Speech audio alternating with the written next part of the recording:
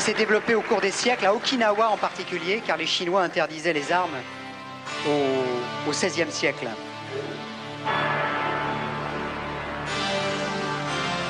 Maître Takemi Takayasu.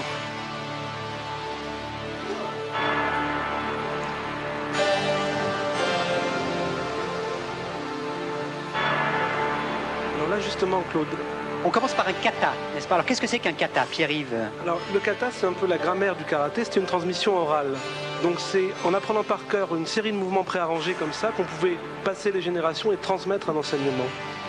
Et par rapport à ce que disait Claude Brasseur, justement, là on voit un vieux karaté d'Okinawa du 19e siècle, c'est une self-défense qui est faite pour tuer en fait. Et on va le voir ensuite sur les applications, c'est très différent du karaté moderne.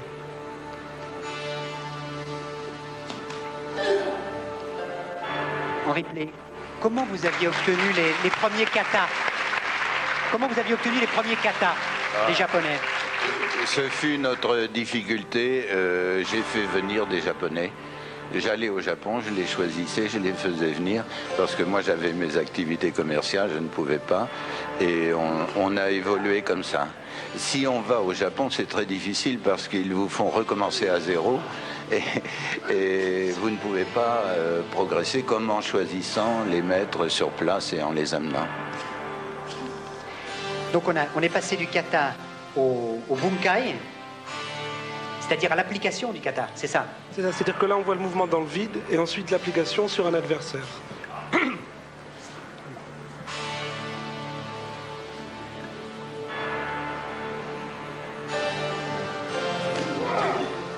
Alors on peut rappeler que le karaté servait au départ à se protéger contre les brigands, les soldats et les envahisseurs, qu'ensuite il a été codifié, qu'il était très très violent vers 1920, et qu'ensuite il est devenu non violent, n'est-ce pas?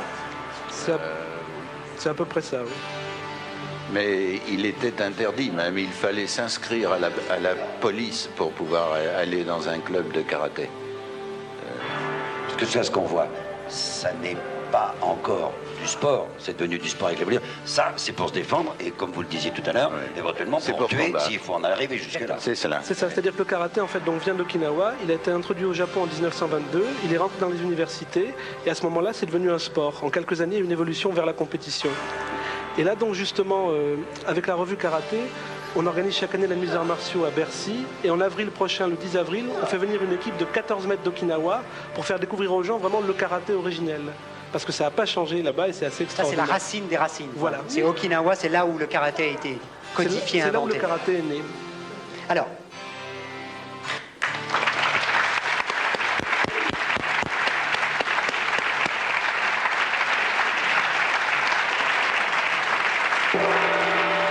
les bases du karaté, la puissance des coups portés, la concentration, et puis aussi la résistance à la douleur et au coup. Alors, là, on va assister maintenant à une scène très spectaculaire. La grosse différence avec le karaté moderne, c'est que là, on travaille beaucoup le durcissement du corps, la musculation, et on peut encaisser des coups, des chocs très violents.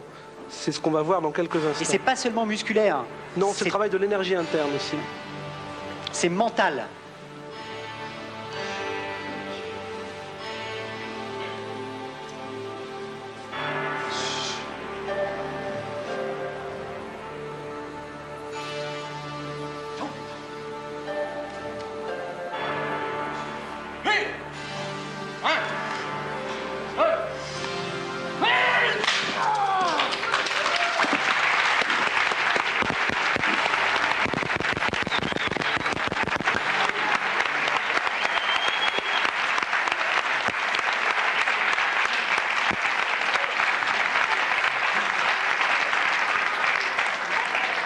Et comme toujours, on salue le tapis, on salue les adversaires, bien sûr. J'ai envie de demander au maître, qu'est-ce qu'on ressent?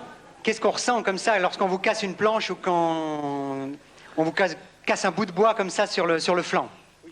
Ah ben, on a travaillé toujours comme d'habitude. Ah, comme d'habitude, vous faites ça tous les jours? De corps, donc je n'ai pas du tout mal. Pas du tout? Oui. Non, non. Et ça, tout ça, c'est la force qui vient dans la tête? Oui, il faut nécessaire beaucoup de contrôle d'esprit. Bien sûr, l'armation, c'est le numéro un problème, ça c'est contrôle de l'esprit. Contrôle de l'esprit. Avant même de faire des démonstrations de force, il faut d'abord contrôler son esprit. Oui, tout à fait. Merci. Merci, maître. Merci, messieurs. Pierre Fula.